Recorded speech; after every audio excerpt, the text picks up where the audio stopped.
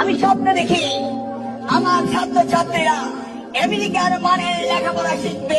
অবশেষে 7 আপের প্রতিশোধ না নিয়েই 1-1 গোলে ড্র করে মন খারাপ করে মাঠ ছাড়লেন ব্রাজিলের খেলোয়াড়রা।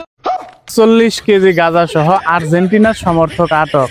ওরা তো এটাই করবি, সারা রাত গাঁজা খাবি, দিনের বেলা আর্জেন্টিনার সাপোর্ট করবি।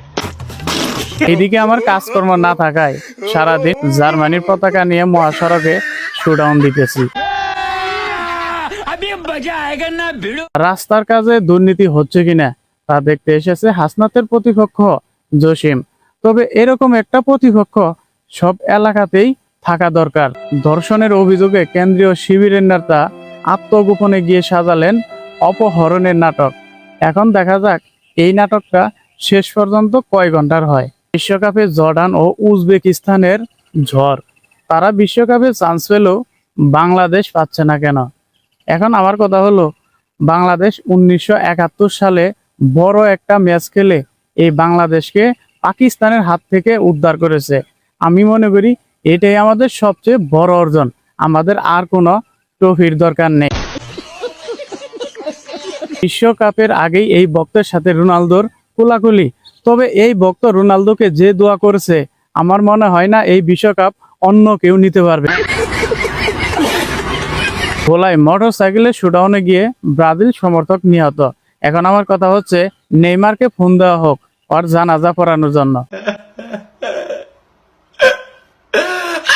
বিশ্বের একমাত্র ট্রিলিয়নিয়ার ধনী হলেন ইলন মাস্ক, কিন্তু স্বপ্নে আমিও কিন্তু তার চেয়ে কম না।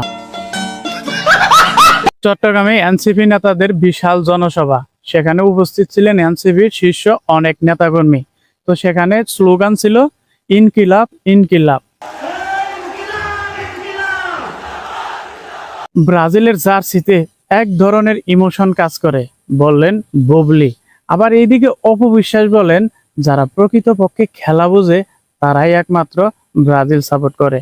কিন্তু খেলা তো আপনি বোঝেন, ট্রফি তো নিয়ে যায় বুবলি। এবার হিলির চুরিপট্টিতে আর্জেন্টিনা ও ব্রাজিলের খেলা অনুষ্ঠিত হয়। সেখানে আর্জেন্টিনাকে 2-1 গোলে হারিয়েছে ব্রাজিল। আমার মনে হয় ফিফার বিশ্বকাপটি এইখানেই করা উচিত ছিল। এবার হরমুজ প্রণালী পুরোপুরি ইরানের নিয়ন্ত্রণে। আমেরিকা ও ইসরায়েল যত চাল চালুক না কেন, হরমুজ প্রণালী কখনো ইরানের কাছ থেকে নিতে পারবে না।